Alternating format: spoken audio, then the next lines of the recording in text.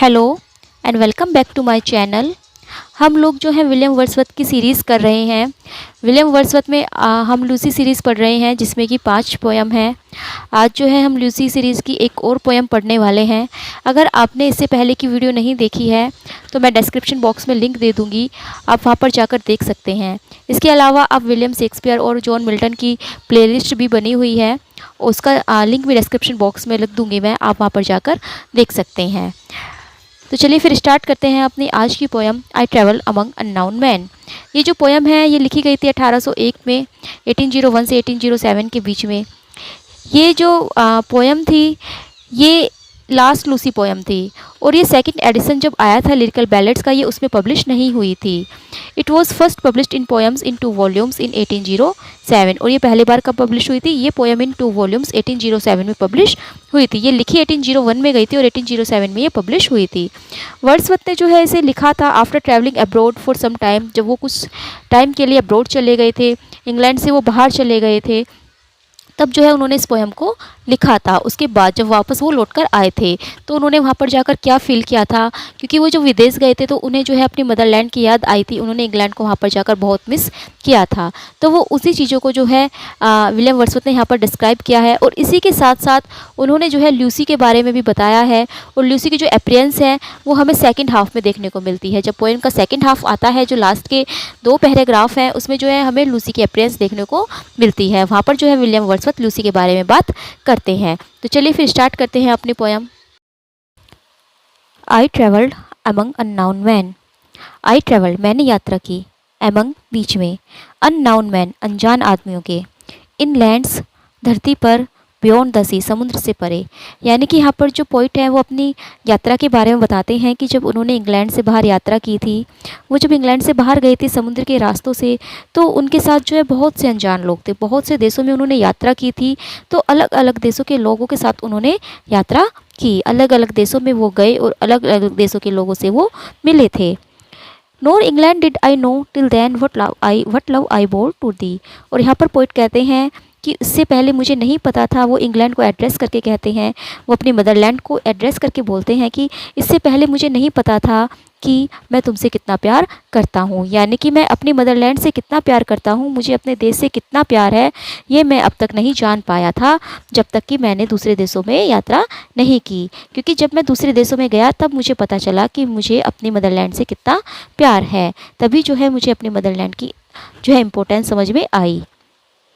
फिर वो कहते हैं कि this is past date melancholy dream. वो जो है इस यात्रा को पास्ट बताते हैं।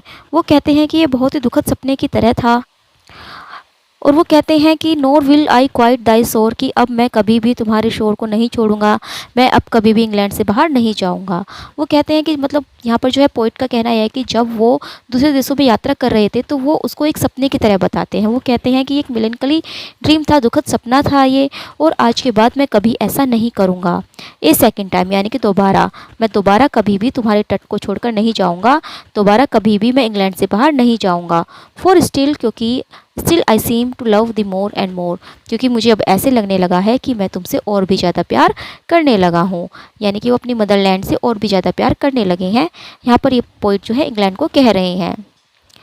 Among Dai mountains did I feel the Joy of my desire.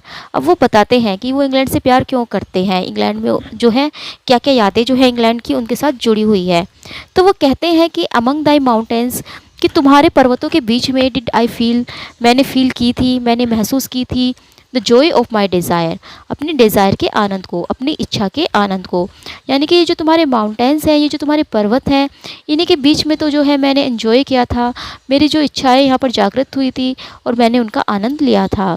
And she, और अब जो है यहाँ पर पोइट बात करते हैं एक लेडी के बारे में। वो कहते हैं कि एंड शी, और वो, I cherished turn her wheel beside an English fire. और यहीं पर तो मैंने उसे देखा था एक इंग्लिश फायर के पास में, अपने व्हील को टर्न करते हुए, यानी कि व्हील को अपने चरखे को चलाते हुए, यहीं पर तो मैंने उसे देखा था। अब वो किसकी बात कर रहे हैं? वो बात कर रहे हैं लूसी की, जिसको कि उन्होंने यहाँ पर देखा था। तो फिर वो कहते हैं दाई मॉर्निंग साउड दाई नाइट कंसील, कि जो तुम्हारी सुबह थी उन्होंने दिखाया था, और जो दाई नाइट्स, और जो तुम्हारी रातें थी उन्होंने जो है छिपाया था। कंसील्ड होता है छिपाना और शो होता है दिखाना। द बोवर्स, उस बोवर्स को, उस जगह को, वेयर लूसी प्लेड, जहाँ पर कि लूसी खेलती थी। यानी कि जब सुबह होती थी तो सुबह हो जाती थी तो उसकी बॉवर नज़र आती थी, लेकिन जब रात होती थी तो वहाँ पर कुछ भी नज़र नहीं आता था। तो लूसी जहाँ पर खेलती थी उन बॉवर्स को, उन जगह को सुबह ने दिखाया था और रातों ने छुपाया था। एंड दाइन two is the last green field, और तुम्हारे ही जो है ये लास्ट ग्रीन फील्ड थे, ये आखिरी जो है हरे मैदान थे। डेट लूसीज आइज सर्वेट, जो कि लूसी की आंखों ने देखे थे।